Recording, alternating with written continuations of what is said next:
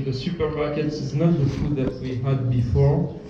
It is the first issue. And the second issue is your genetic equipment, because there is a pleomorphism. And for example, myself, I have a problem with the vitamin D, and I need supplements, because if I don't have supplements of vitamin D, my genetic equipment don't give me enough vitamin D, even if I go to the sun. So it's important also because of your style of life. For example, I am a vegan, so I need vitamin B12. It's mandatory for me.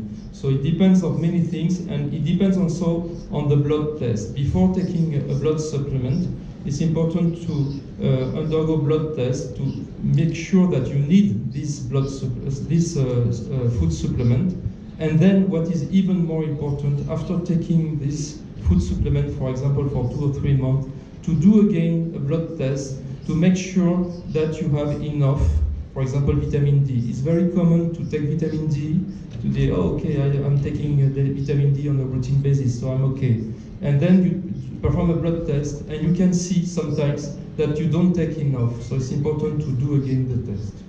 But if you do, the blood test is perfect, don't take anything, of course. So the common food supplement that can be useful are the omega-3, the vitamin D, the vitamin B, magnesium, but not for everybody, as I said at the beginning of this presentation. The zinc can be interesting, and the arginine, the citrate, because of the pH, to compensate and a 2-acid pH on your blood. The libido killers are, of course, the alcohol, as I said before. Beer is a big libido killer.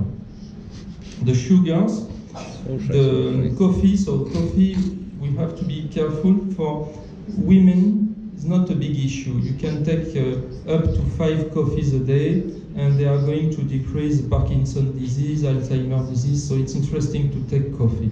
But for men, it's not so. There is a little difference, because after 2 cups of coffee, you are going to decrease your level of testosterone. So the amount of coffee for men and for women is not exactly the same.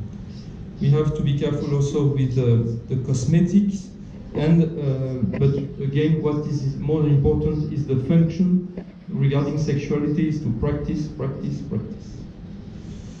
So other supplement that can be interesting is the GABA. The GABA is interesting to improve the orgasm.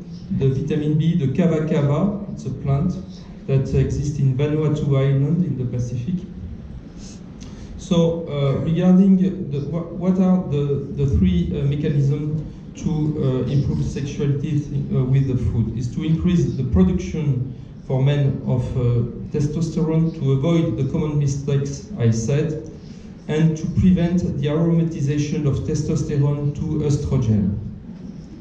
So to raise testosterone with food is you have to use all these vitamin D, zinc, etc. They are going to increase the level of testosterone, and you have many plants that can increase.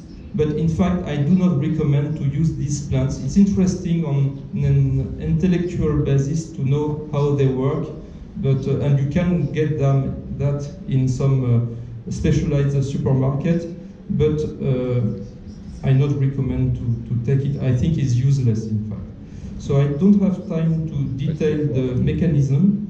One supplement that is very interesting is the citrulline, because the citrulline is going to change into arginine without catabolism in the liver, and so you can get more arginine, so more vasodilatation of the genitals without the drawbacks of arginine because of the quantity. Regarding the female as aphrodisiacs, you have again the arginine or citrulline and the ginkgo biloba.